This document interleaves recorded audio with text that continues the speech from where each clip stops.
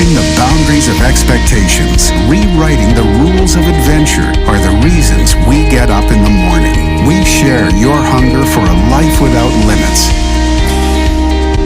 StephenKennedy.com is the website. If you'd like to be on the Kinetic podcast, the number is 720-626-8649. Welcome back, KB Creatives all over the place. Hey, Maggie. Yes. Welcome back. You're a KB Creative. We're back. How are you today? I am fantabulous. Bright and shiny. We need to get.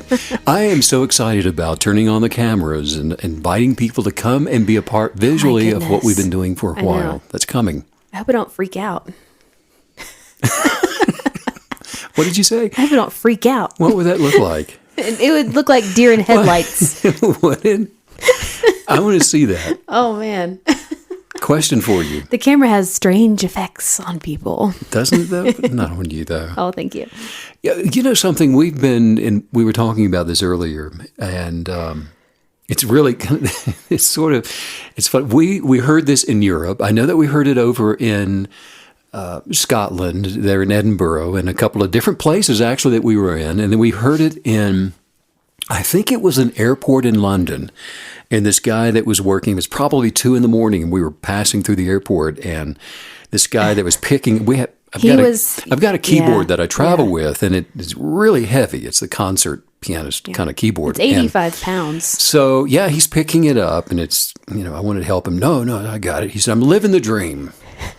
And then he gave you this sort of deadpan look. Right. But you can take that 2 different ways, because I'm thinking, yeah, right, that you are living the dream. Or, I'm sorry, you're living the dream. It is said facetiously in most cases. Is it? Does it have to be, though? No, but it is. Because there's a guy, we are in Breckenridge, Colorado right now, and we were in the grocery store, which, by the way, they don't have enough workers. Have you noticed that? Oh, it's everywhere. And all the restaurants? 2 guys, there was one bagging our groceries, and then the other one was checking us out. And they said they're the only ones, and this was Breckenridge is really crowded right now. Yeah. And they said that they're the only ones that have been working all day in a grocery store. Well, and I loved what you said to them. I love that you acknowledged them and pointed out you showed them gratitude for being there and for working. It's something that seems so simple, but is so not right now. Well, they appreciated that. It so but much. One of them said, I'm living the dream. Again, people are saying it, and I think you're right. I think typically it's said facetiously, and it brings a little bit of a chuckle, from everybody. Isn't that our goal? That's the goal, to stop saying, living the dream facetiously and start meaning it. No, I really am living the dream. Well, as a Kinetic believer, absolutely, That's seriously. what we're doing. So, question to you, are you living the life of your dreams? Oh, yeah, absolutely. No question. Because now you can take that 2 different ways. We talk about, as a Kinetic believer, obviously we are blueprinting the life that we want to be revealed to us, that we're attracting into our existence. And we're doing it through gratitude, through the imagination. Mm-hmm. We are desiring the life that we're living, regardless of whether or not you can see it in the empirical forms around you yet. But the archetypal forms that we imagine to see manifest, we're creating those in our journal. We're the architect of our life. And through the practice of gratitude, we're saying, I'm living the dream, in the sense of being in present tense now. Well, and I guess the right way to really say it would be, I'm on the journey of my dreams. I'm on the adventure of my dreams. I'm not trying to just get everything just so and then leave it and have this like weird, sterilized, permanent museum of my dreams. Well, now you're saying that this would be a good time to have those cameras on, because you're saying, I'm trying to get everything just so. Guys, if you could see her, she's got her hands out like she's organizing stuff around her. I'm nesting. But as a KB, you are organizing everything just so within. Yeah. On the inside of you, you are maintaining this place of expectation and higher viewpoints for the life that you're imagining to see. So your hands kind of go like this. Yeah, I am organizing what I'm journaling to see in my life. So I am living the dream. Oh, absolutely. Yeah, I mean, and it is fun. Sometimes I'll find myself sitting in a coffee shop or just hanging out outside, having a moment of, sort of mental silence, stillness, and it'll just wash over me where I am, what I'm doing with my life. I'm so in love with you, Steve, with my life partner, and you just realize that, wait a second, hold up. All of the stuff that I dreamed of and wanted to manifest, it's here. I'm in it. I'm swimming in it. It's amazing. You are living the dream. And then there are those that say, well, my dream was when I was 14 years old, I wanted to be an astronaut. I'm not in space. I'm not living my dream. Well, we're talking about something else now. I have to say, I am so grateful that nothing in my life today has anything to do with what I wanted at 14. What did you want when you were 14? I don't know, but I'm sure it was really stupid. You're glad you didn't get it. I'm sure it was completely idiotic. I remember, now that's interesting. I think I was about 14 years old, and my best friend that lived next door, Jeff, he and I, we decided one day for some random reason that, if we could just be a dentist when we grow up. Well, that's probably, I'm sure it's a great life. That's a weird thing to want, though, at that age, right? Well, for some reason we identified. Maybe we just. And you met a very cool dentist. Well, I'm glad I'm not one, and I'm so thankful there are dentists.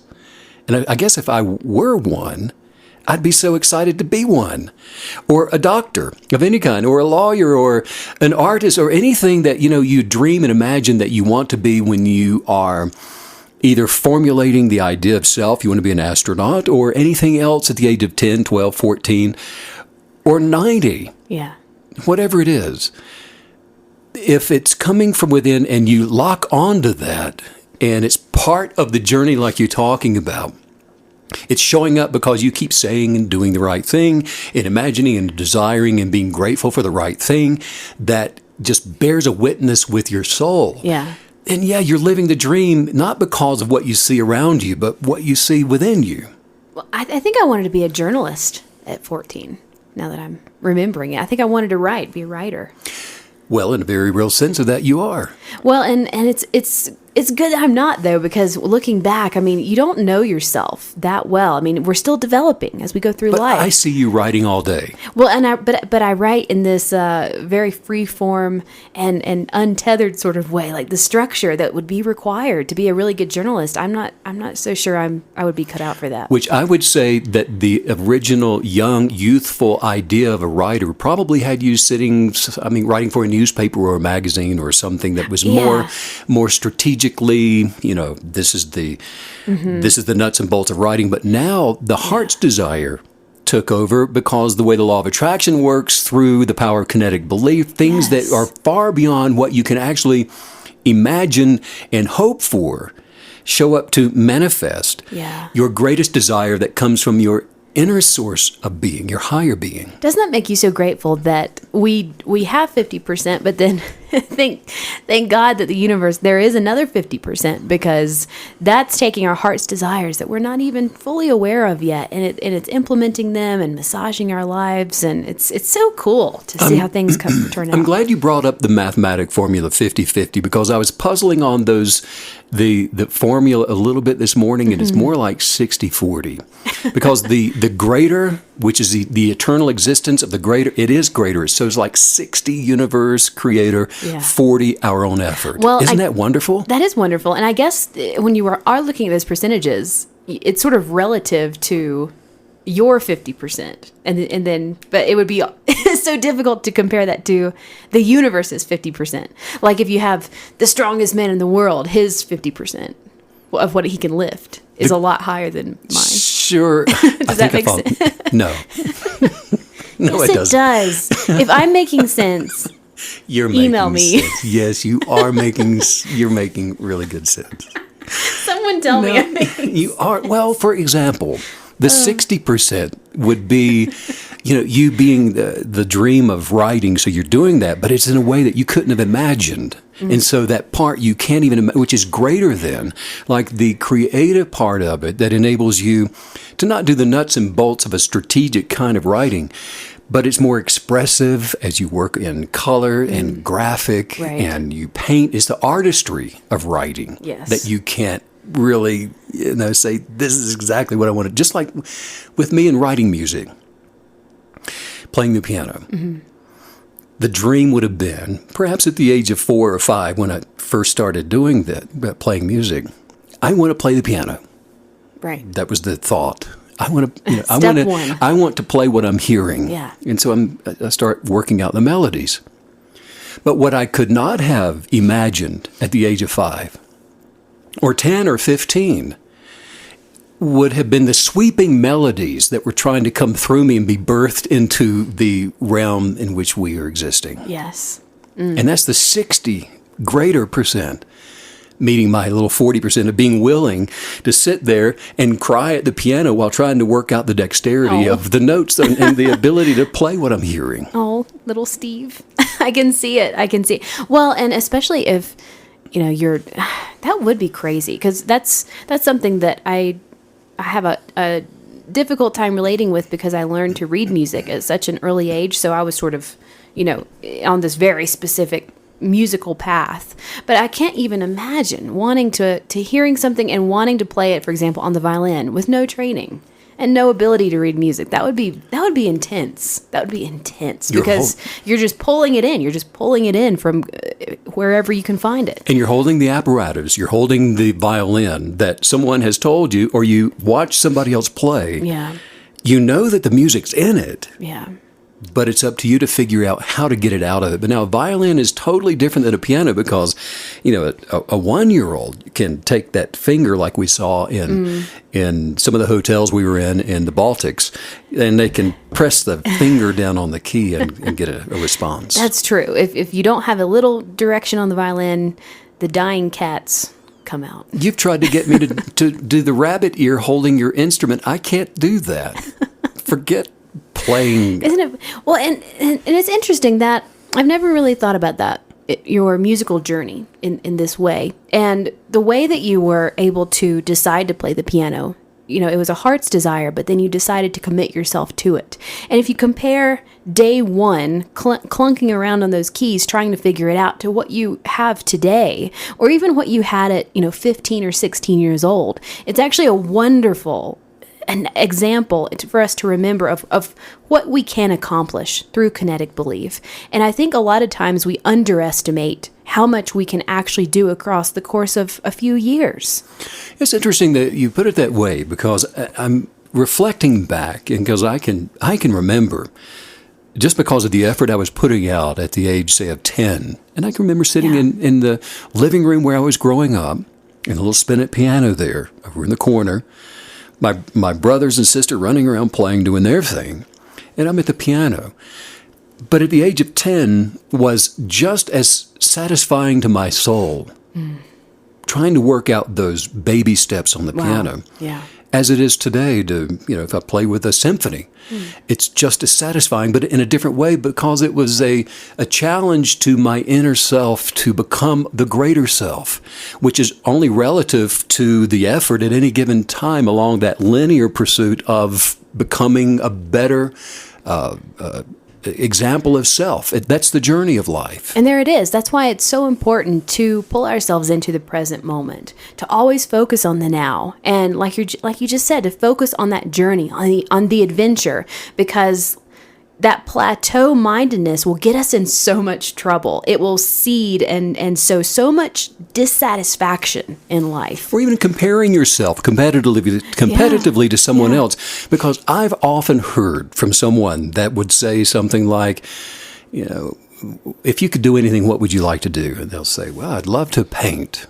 I'd really like to paint. Well, why don't you paint? Because I can't. Time out. Because the learning of painting would be just as satisfying to you as if you were a master in another way, because it is the linear pursuit of the excellence from within, in challenging yourself, not being compared to someone else, that brings satisfaction to life. Isn't it interesting that we're living our lives in these bodies, in this realm, having our own personal experience, and yet it takes so much dedication and introspection to even realize what will satisfy us and what is satisfying, and to sort of uncover and dust off these ideas of just getting rid of all the misinformation that has been put on us, sewn into our minds, into our lifestyles. What an opportunity to not just live the dream, but to understand it and to get that depth of understanding where satisfaction and the journey is concerned. The KB understands that it's not one particular thing. It's not a destination. The journey is enjoying the pursuit of what you observe, what is attractive to you at any one given point, at any level of accomplishment. Which, as I'm thinking about this, one of the most difficult things, and I think for most people, and I'm even talking about the mature, spiritual, kinetic believer, the KB that seems to have figured it all out, and they've transcended the hard stuff. They are enlightened and really living life almost in a seamless effort of successes, one after the other. Yeah. However, probably the most common stumbling block, even for the enlightened person, is money.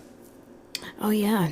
Wealth, money. Yes. Money is a subject that everybody has an opinion on, from the KB to the guy, that's working 40 hours a week, to the one who's writing for a newspaper in New York or London, whoever it is. Money is a subject that everybody's got an opinion on, and the lack of it can often be seen in a negative light. Mm-hmm. And there are reasons for this. Usually it's in the form of something like, I don't have enough. And so the person who's thinking, I just don't have enough money, they're energetically yearning for more, constantly yearning for more, thinking about, I need more, I've got to have more. And what's happening here, and this really, I think, correlates to the dreams we have for life.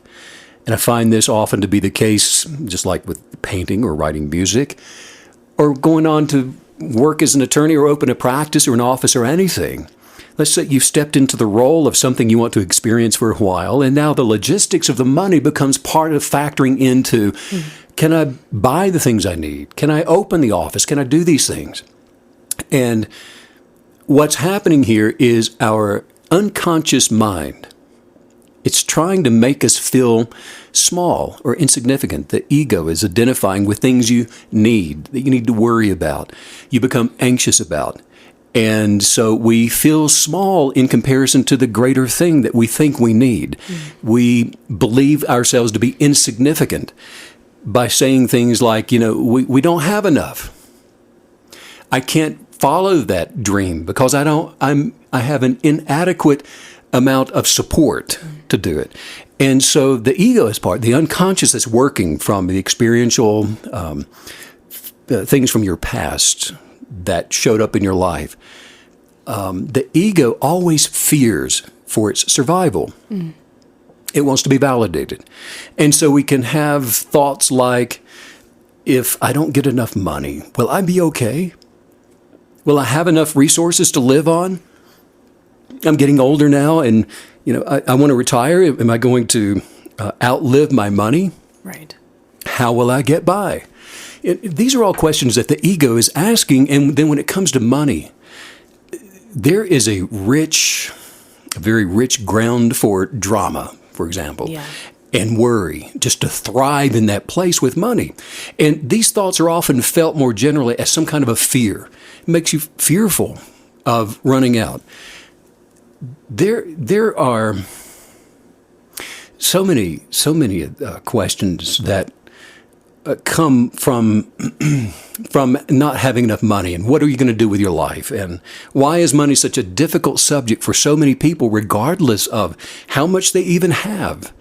A billionaire is worrying about money in the same way that somebody that doesn't have enough money at the end of the week to get through the weekend. And so it's true that the very mention of money can bring about this immediate loss of awareness. Absolutely. And so it almost has a force field around it. It's very powerful. Very powerful. Connotations of because the fear that is typically attached to money that sort of coagulates around the idea of money, and that is a fear that says that it's one of survival, and it's instinctive to survival. And so when a person, unbeknownst to them, the energetics of fear is rising to the surface of consciousness when it comes to having the topic of money. And then as a result of that, there is, when someone is confronted by a challenging situation, it's often hard to put aside the fear and think clearly, which is essential when thinking about money. How do I think clearly about money? Because it just seems like it's trying to hold on to a fistful of water. Yeah. And so to overcome all of these addictions or addictive ways or habitual patterns of the way that you think about finances, think about money, it takes a daily practice of meditation as a KB. And this is something that, you and I do in purposefully stirring up the concepts of what is wealth, what defines money to us, what is value, where is it even sourced from? Because this is the thing that helps us to begin to control our thoughts and to keep a clear head where the idea of resources come from. This is reminding me of something you say all the time, and it's such a good reset, I think, and for me.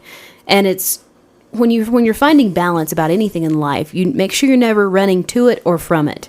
And I think that's money is one of the hardest things to implement that into and around, because you approach money with so much baggage already attached to it, whether it's an obsession with money or an obsession with not having money. There are so many ideas swirling, and like you just said, it's a very powerful idea. The concept of money has so much power surrounding it. It can push us away. It can be very polarizing.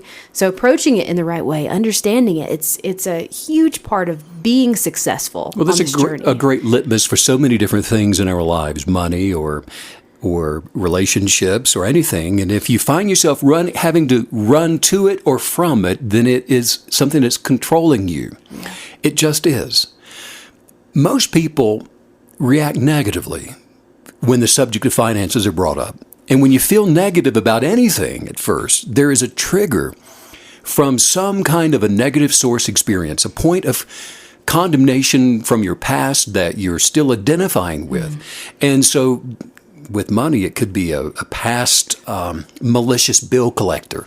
Yeah. It could be the monthly avalanche of bills that show up in the mailbox at the end of each month. It could be wanting something as a child that you just couldn't have. Or you had it for a few days and they had to send it back because a parent couldn't afford it. Or you didn't have the money for it. Maybe you felt bad because you overheard your parents arguing about money. There was some kind of a frequent drama in your life and a lot of conflict that was built around the concept of money. And one day you find out that, it's not as easy as going to an ATM just to have it print more money because you need it. There's something else involved with the source. And I think we were all pretty sad when we realized that's not how it works. It's not quite how it all works. But there's so many negative influences that are attached to money, like we're talking about, just as there are positive ones. Yeah. And so a kinetic believer begins attracting wealth by overcoming the negative suggestions around money. Otherwise, fear and worry and doubt, all those things are triggered whenever financial issues are involved. Well, something you said a moment ago that just really stood out was the relationship between money, how we approach, how we think about money, and then the pursuit of dreams. Because being a kinetic believer, that's what this is all about. It's about pursuing your heart's desire, living your best life, living the life like we started the podcast discussing, living the life of your dreams. And many times, the very first thought when you want to do something new is, can I afford it? Do I have the money to support that dream? And that's where it breaks down immediately. You haven't even begun and you've already sabotaged yourself. Well, because you're seeing money as a necessary part of the dream. Exactly. And you're seeing money as something that needs to lift it up and support it when that's not the truth. That's not the case. That's why this is so vital to understand. That is the egoist way and perspective of seeing life as it's not supposed to be. Because here's what happens, Meg. As an adult, the child experiences rise up within us. Without explanation. You may have been doing all the work of a KB. Maybe you've gone through the manifesting journal 3 times now. Well, if you have, you are way ahead of the curve because you're thinking, and that's what we're working on, is changing our thought perspective, changing the way that we see the world, changing our lens. But even while we're in the process of that, experiences from your past, without you even knowing it, as long as they're in there, they can rise up and cause you to become upset or angry even over insignificant amounts of money, perhaps. what's happening is the ego is identifying with issues of survival, and that translates into an intense fear. And it's not rational. And this is a subject that even intensely elevated, enlightened people who have transcended human consciousness in every other area, and they're all but floating around the room as they go. But they still have issues with this. And I've counseled with people who will shout and they blame others and they make accusations to family members, to bankers, to spouses, to the checkout clerk at the grocery store, to a server in a restaurant about the price of a dozen eggs or whatever it is. Money, because of its liquidity and because of its necessity in the life we're experiencing, it can cause a person to lose positive vibrational energy like that without you even knowing it's happening. You just, you check out. It's almost like you black out and you're in this rage and you don't even know you're doing it, and something else is controlling you, and you've aligned with the lower state of being, that lower state of consciousness, the egoist state. And you become a victim to circumstances that may have happened 20 years ago. And so now the server, bless its heart, who accidentally overcharged you for a sandwich, now represents your source rather than the favor of your creator, who has given you authority to see that power of your kinetic belief as your source in alignment with your higher source. What you're describing to it really illuminates the issue where we have bought into the cultural lie of putting so much emphasis on money in the first place. Because I think that's one of the most beautiful things about kinetic belief is that, yes, money is a tool and it represents a level of strength and opportunity. But it is not the only tool, because we have circumstances, we have other people. There are so many vast ways that we have not even imagined for good things to be manifested into our lives. And so I love sort of how whenever you teach this and you surround it and sort of insulate it with kinetic belief, it's just as important as other avenues for good things to manifest into our lives. But it's not it's not on this weird pedestal where it's all or nothing. Oh God, if you don't have any money, then you're screwed. Well, that's what happens, and you hit on it, because people start seeing money as a source rather than as a fruit of a root. Because take the restaurant server or the grocery store checkout clerk, the bill collector, the company that you work for, the government, any other thing. No other thing should ever be considered to be your source. The dollar is not your source. The government is not your source. No thing is your source, or should ever be considered to be your source. There's only one source who will use all things to prosper you. When you don't see anything as your source, when you don't see a way through, when you don't see a check in the mailbox, when you haven't heard from the government or the whatever you think should be your source.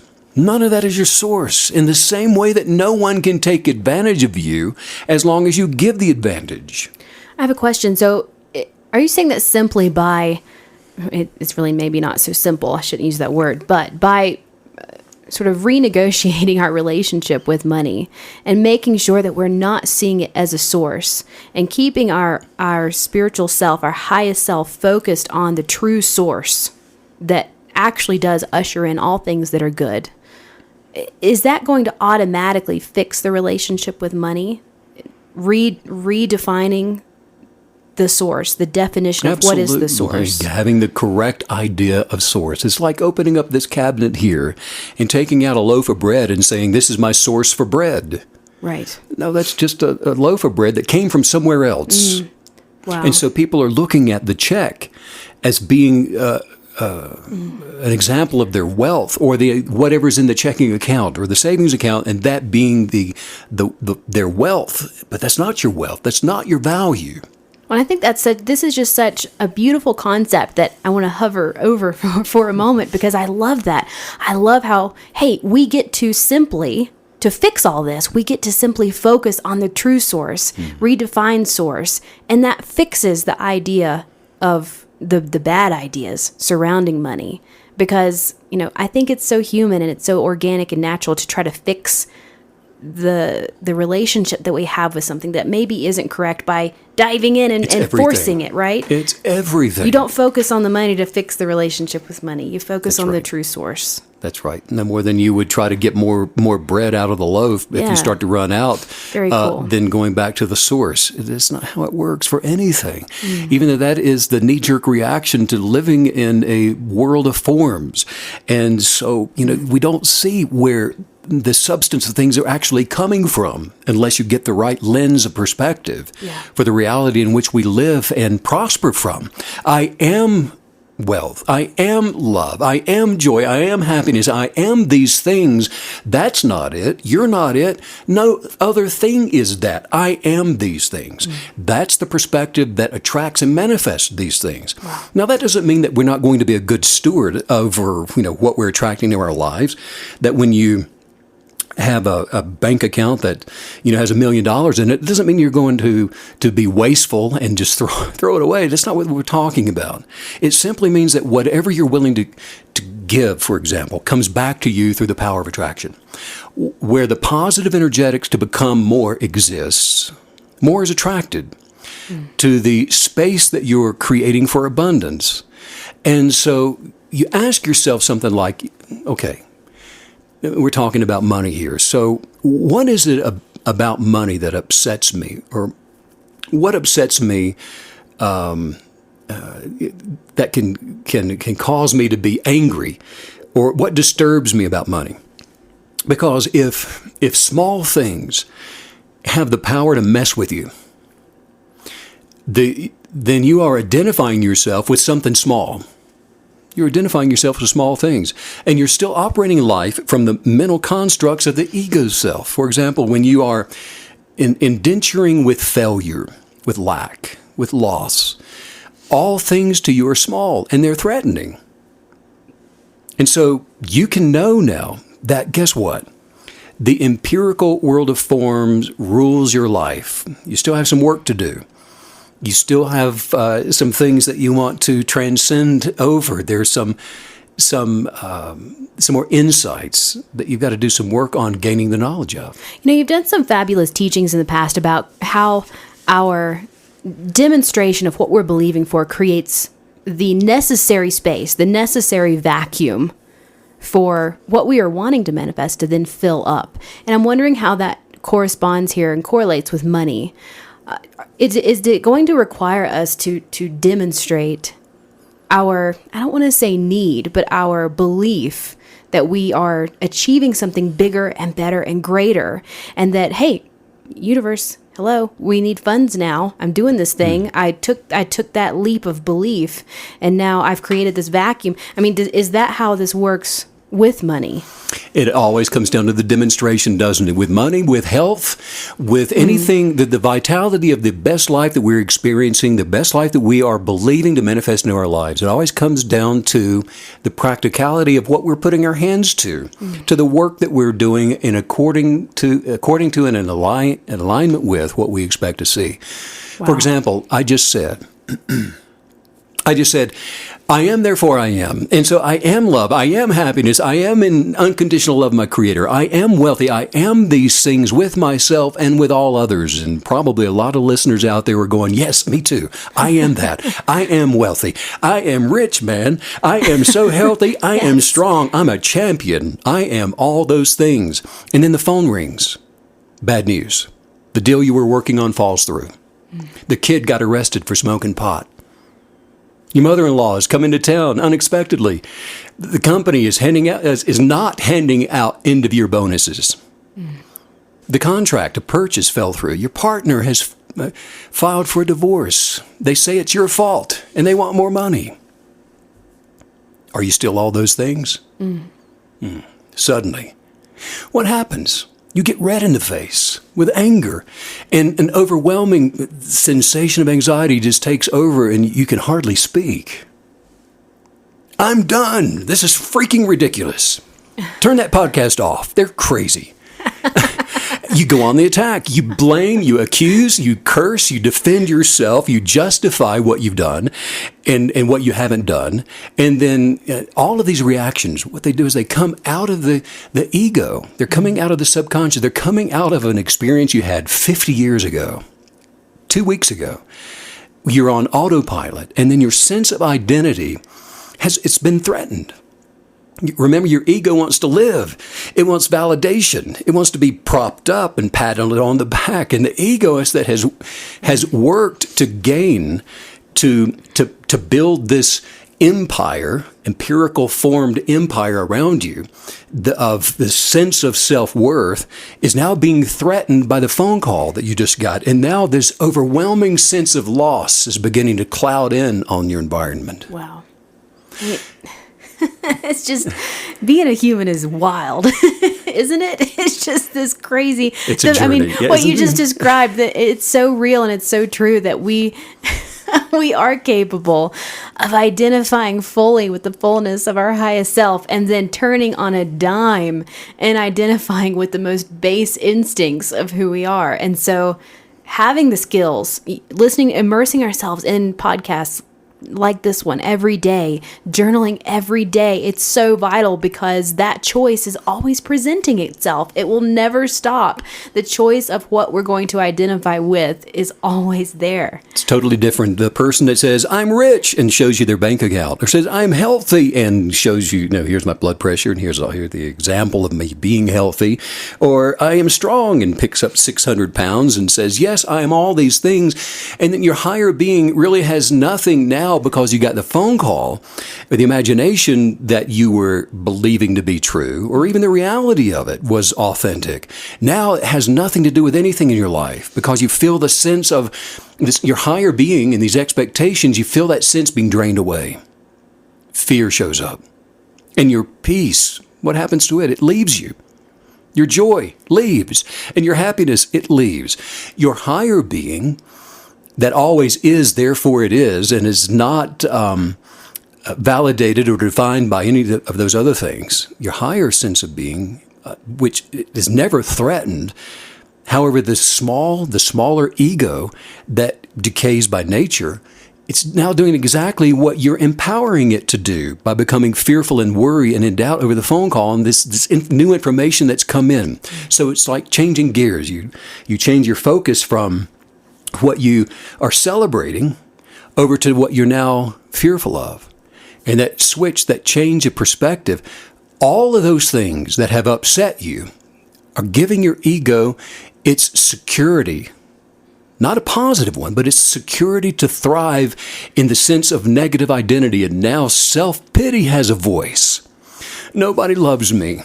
Nobody cares about me. Why does everybody hate me? They hate me. Everybody hates me. Everybody is out to get me. Everybody's just trying to manipulate me. The ego has a narrative, and this is the narrative. When you hear that, when those thoughts start coming through and they're rifling through there, they don't wait their turn. Sometimes they'll come two at a time, and they overwhelm you with these thoughts. That's the egoist nature, the lower nature, and it's telling anybody that's willing to listen. My needs are not being met. I'm not appreciated. I'm not loved. I'm not respected. I'm not celebrated. No, when money becomes the archetypal representation of appreciation, when it represents love, well, how do you know? How do you know he loves you? Well, he gives me a lot of money. He gave me a 20.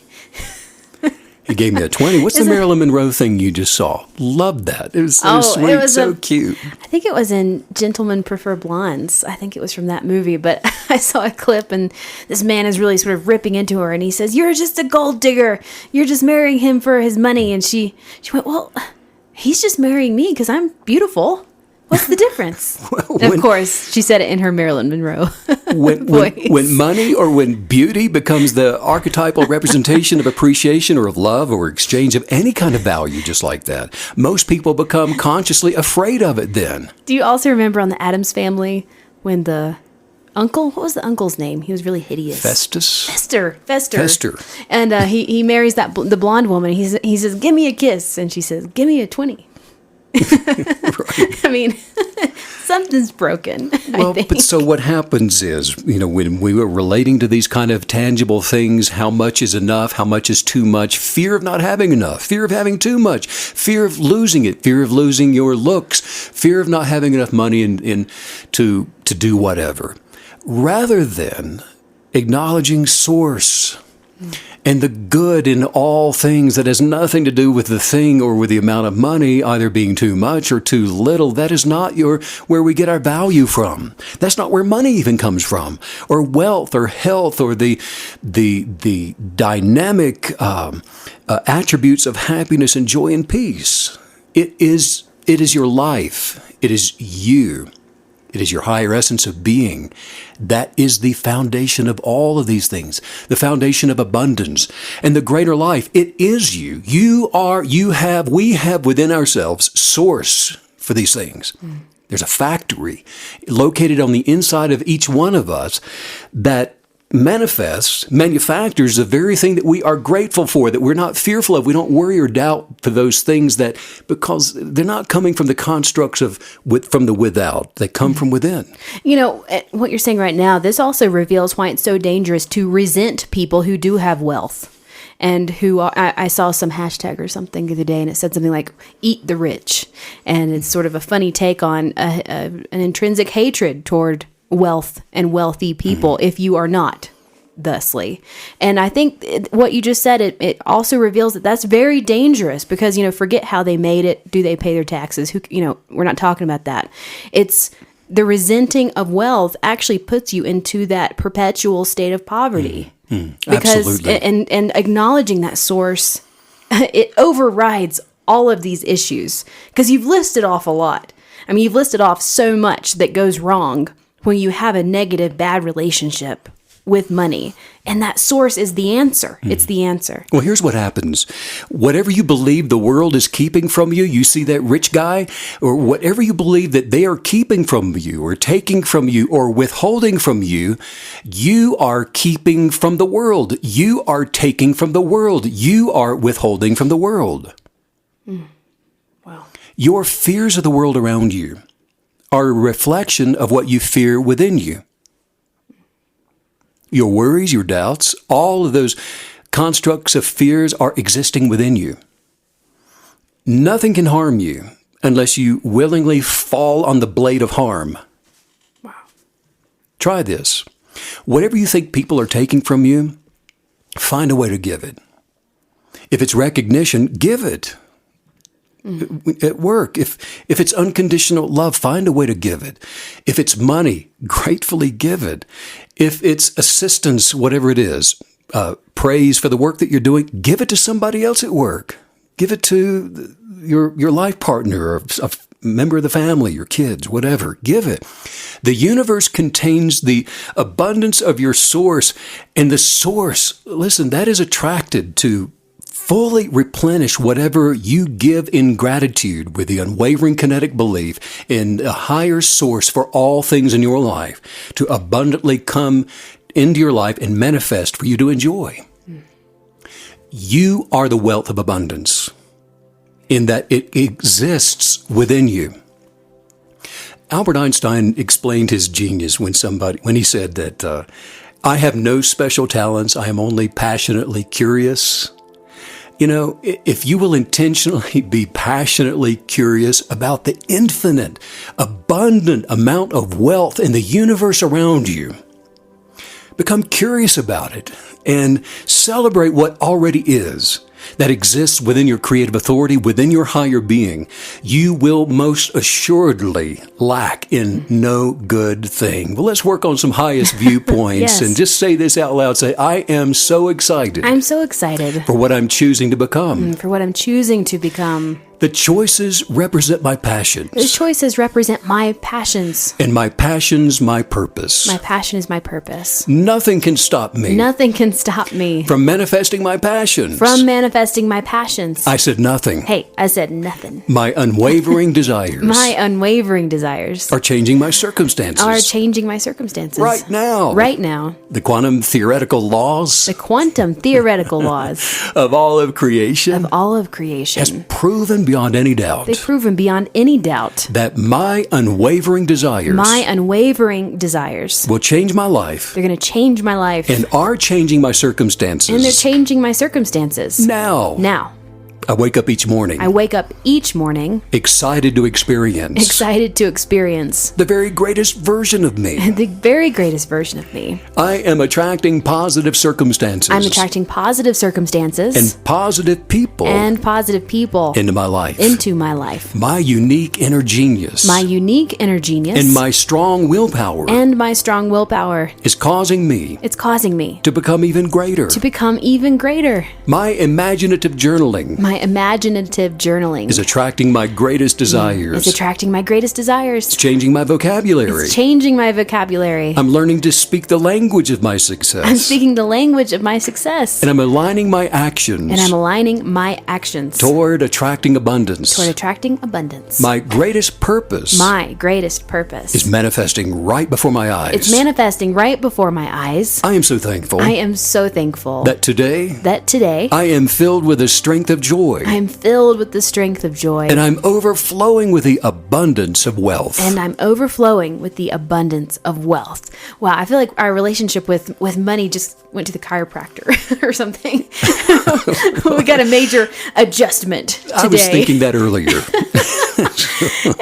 We didn't mention this before. Make sure you text the word Kinetic to 844-844-0049 and check out StephenKenyon.com for the guided journal that we talked about today, and also to keep an eye on the membership page that is coming. It is coming. Sending out much love, much light, and to all the KB creatives that are manifesting great wealth all around the world. And so much love to you, Steve, and thanks as usual for all the wisdom. Bye.